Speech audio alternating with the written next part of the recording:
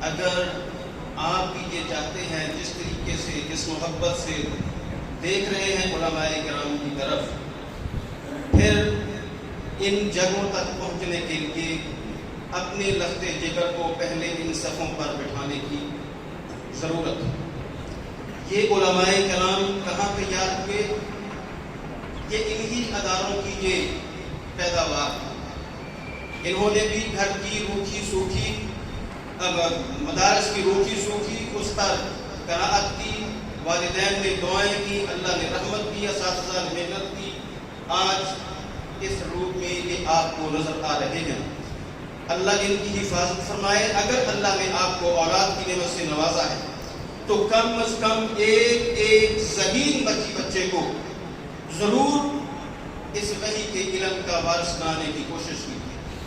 ذہین کیوں؟ ہم لوگ کیا کرتے ہیں کہ جو اس مدرسے سے اس اسکول سے رہ گیا، ادھر سے رہ گیا، ان کو ہم علماء کے مدارس کے حوالے کرتے ہیں۔ جس طریقے کے مطابق ایک اچھا بچہ، اچھا ڈاکٹر، اچھا انجینئر، اسی طریقے کے مطابق ایک اچھا اور ذہین بچہ وہ پیغمبر صلی اللہ علیہ وسلم کی میراث کا جس وقت وارث بنے گا، وہ معاشرے میں آپ کی رہنمائی وہ دوسروں سے ذرا منفرد انداز میں وہ کرنے کے قابل ہوگا۔ اور اگر اللہ نے آپ کو اولاد کی نعمت نہیں عطا کی تو کسی ایک ذہین بچے کی کفالت اپنے ذمہ لے لیں، یقیناً اللہ اس کی برکت سے آپ کی وہ خوش یا آپ کے گھر میں وہ رونق بھی پیدا کر دے گا، اور اللہ رب العالمین آپ کی وہ آسے مرادیں بھی پوری کر دے گا۔ یہ نہ سوچیں کہ بھئی میں نے پہلے بیٹے کو داخل کروایا تھا وہ کامیاب نہیں ہوا۔ اگر کسی طرح آپ کا ایک بیٹا آپ کی خواہش کے مطابق میڈیکل میں، انجینئرنگ میں، کسی چیز میں کامیاب نہیں ہوا تو کیا آپ دوسرے بیٹے کو داخل نہیں کرواتے؟ تیسرے کو داخل نہیں کرواتے؟ ہر ایک کو داخل کرواتے ہیں۔ کس نظریے سے؟ کہ چلو یار کچھ نہ کچھ تو یہ اپنے لوگ کا ہی ہو جائے، اپنے لیے تو کچھ یہ کرنے کے قابل ہو جائے۔ اسی طریقے کے مطابق اگر آپ کا ایک بیٹا وہ قوم کو اس طریقے کے مطابق وحی کے علم سے روشناس کروانے کے قابل نہیں ہوتا تو کم از کم وہ ایک اچھا مسلمان تو بن جائے، اسے تو پتہ چل جائے کہ میں نے اس دنیا کی آخری زندگی کو کس طریقے کے مطابق میں نے گزارنا۔ اور اگر آپ کے بچے، آپ کے بیٹے، اللہ سب کی حفاظت فرمائے، وہ ان کے اوپر جس طرح ارشد بھائی صاحب نے وہ اعلان کیا ہے وہ ڈاکٹر بھی بنے، انجینئر بھی بنے، اللہ کرے وہ ڈاکٹر ان ڈاکٹروں جیسے بنے۔ یہ ڈاکٹر نعیم صاحب کے آپ کے پاس شاید جو لوگ نہیں جانتے ہوں گے، وہ پتہ نہیں سمجھتے ہوں گے کہ پتہ نہیں یہ کس مسجد کے امام خطیب ہیں، یہ ڈاکٹر ہیں۔ اور اسی طریقے کے مطابق اکاؤنٹ کے ماہر یہ بھائی محمد شاہد صاحب، اگر آپ کا بچہ بھی اس طریقے کے مطابق وہ دین کی اس کے اوپر پالش کر دی جائے تو بس آپ سمجھ لیں کہ پھر یہ کامیابی ہے۔ اور باقی جو میاں صاحب کے حوالے سے بات کی، اللہ وہ ریاکاری سے بھی محفوظ رکھے اور منہ کی تعریف سے بھی محفوظ رکھے۔ جو انہوں نے بات کی کہ انہوں نے اپنے گھر سے پہلے اللہ کا یہ گھر بنایا، تو میں یہ تعریف نہیں بلکہ زبان نبوت سے ایک ان کو خوشخبری دے رہا ہوں کہ انہوں نے پہلے جنت میں اپنا گھر بنایا ہے، بعد میں دنیا میں انہوں نے اپنا گھر بنایا ہے۔ اس لیے کہ مسلم شریف کی روایت کے مطابق من بنا للہ مسجدا بنى اللہ لہ بیتا فی الجنہ، اور ایک روایت میں مثلہ جیسے انسان اپنی شان، اپنی پہنچ کے مطابق، اللہ اپنی شان کے مطابق اس کا وہ گھر وہ جنت میں بنائے گا، اللہ اس گھر کو آباد، شاد اور سب لوگوں کے لیے اس سے استفادے کی توفیق اور ان کے لیے صدقہ جاریہ اس کو بنائے گا۔ اور آخری بات جو ساتھیوں نے ورکشاپ کے حوالے سے اپنے تاثرات یا اس کی اہمیت بیان کی، یہ بات بالکل ٹھیک ہے، مگر یہ ایسی ورکشاپ ہر مہینے ان کا انعقاد نہیں ہوتا۔ آپ لوگوں کو تیار کر دیا ہے اللہ کے فضل و کرم سے، اب آپ لوگوں کی ذمہ داری ہے۔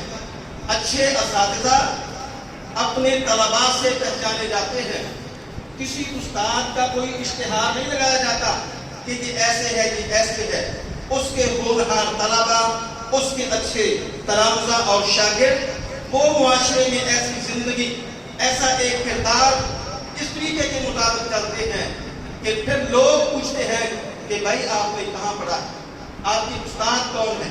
اچھے بچے، اچھے طلبا، اپنے والدین اور اپنے اساتذہ، ان کی وہ عزت اور اپنی یہ ادارہ نہیں، یہ آپ کی ایک مادر علمی ہے، ایک آپ کی ماں ہے، جس ماں نے آپ کے نام کے ساتھ حافظ نہیں لکھا، مگر اس ماں نے ایک ایسا نام آپ کے نام سے پہلے رکھ دیا ہے، لگا دیا ہے۔ تو کیا پھر جس بیٹے کے نام کے ساتھ ماں نے یہ سلوک کیا ہے، اس بیٹے کا اوپر اس ماں کا کوئی حق نہیں؟ زندگی بھر انسان اس مادر علمی کا اور اپنے اساتذہ کا حق ادا کرتا رہے تو بھی ادا نہیں کر سکتا۔ اور ورکشاپ جو آپ لوگوں نے اٹینڈ کی، اب آپ اپنے اپنے علاقے میں، اپنی مسجد میں، اپنے ادارے میں ایسا رویہ اپنائیں کہ 2 دنوں کا آپ کی انتظامیہ نے جو غیر محسوس کیا، ان کو پتہ چل جائے کہ واقعتاً نہیں جو ہم نے قاری صاحب کو بھیجا اس کا فائدہ ہوگا۔ آپ کے پڑھانے کا طریقہ، آپ کا انداز جو اس ورکشاپ کے انعقاد سے پہلے تھا، اب اس کے بعد یعنی آپ کی وہ انتظامیہ، وہ بچے محسوس کریں کہ واقعتاً 2 دن قاری صاحب جو ہم سے جدا رہے، غائب رہے، اس کا ہمیں بہت فائدہ ہوا کہ آپ کے ذمے اس ادارے کی طرف سے، قاری صاحب کی طرف سے یہ ایک قرض ہے جس کو آپ نے کسی صورت میں پھر ادا کرنے کی کوشش کرنی ہے۔ اور ویسے بھی اس کے ساتھ میں ایک بات اور کہ آپ لوگ اس ورکشاپ کے اندر ایک قاری صاحب نے اقامی تعارف کی بھی ایک وہ جھلک یا 2-3 منٹ لگائے تھے ساتھیوں کا آپس میں باہمی رابطہ اور تعارف۔ آپ اپنے اس تعارف اور رابطے کو بڑھائیں کس طریقے کے مطابق؟ کبھی ساتھ والے گاؤں میں درس، کبھی ان کے بچوں کا ناظرہ ہے، حفظ ہے، ان کا امتحان لیں اور ان کو انعامات دیں۔ اس طریقے کے مطابق بچوں کے اندر حوصلہ پیدا ہوگا اور ان کے اندر چھوٹے چھوٹے ربیع الاول کے حوالے سے، سیرت کے حوالے سے، محرم کے حوالے سے، ارکان اسلام کے حوالے سے چھوٹے چھوٹے کوئی پروگرام ان کے اندر منعقد کریں۔ اس طریقے کے مطابق ان بچوں کو بنیادی معلومات بھی حاصل ہوگی اور اس طریقے کے مطابق اچھے بچے آپ کے سامنے بھی آ جائیں گے۔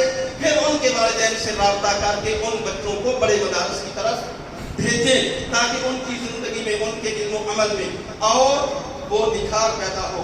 اس طریقے کے مطابق انشاءاللہ ہم بھی میاں صاحب سے ریکویسٹ کریں گے کہ وقتاً فوقتاً کبھی کبھار یقیناً ایسی یہ ورکشاپ وہ اللہ کے فضل و کرم سے منعقد ہوتی رہیں گی اللہ کی توفیق کے ساتھ۔ رب کریم سے دعا ہے کہ جس خلوص کے ساتھ انہوں نے یہ پودا لگایا، اللہ اس میں مزید اضافہ اور اس کو مزید پھلدار، پھولدار، اس کی خوشبو، اس کا سایہ رب کریم دور دور تک پہنچائے اور رب کریم ہمارے اس علاقے کے لیے، پورے شہر کے لیے اللہ اس کو نعمت بنا دے اور لوگوں کے دل اس کی طرف وہ موڑ دے، مائل کر دے۔ رب کریم سے دعا ہے کہ میرا مالک جس نے ہمیں یہاں پہ جمع کیا ہے وہ ہمیں اسی طریقے کے مطابق جنت الفردوس میں جگہ عطا کرے۔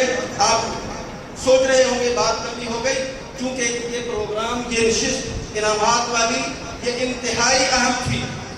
جس بچے کو انعام ملا ہے، اب اس کا بیٹا، اس کا باپ، اس کا چچا، اس کے خاندان کا اگر کوئی شخص یہاں پہ موجود ہے تو وہ غور نہیں ہوا ہوگا۔ اس کی خوشی، اس کا اندازہ آپ نہیں لگا سکتے۔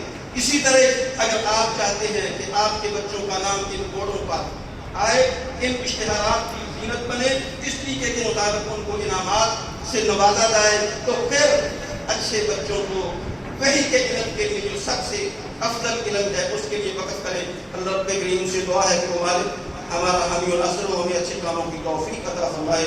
سبحان ربک رب العزت عما یصفون وسلام علی المرسلین والحمد للہ۔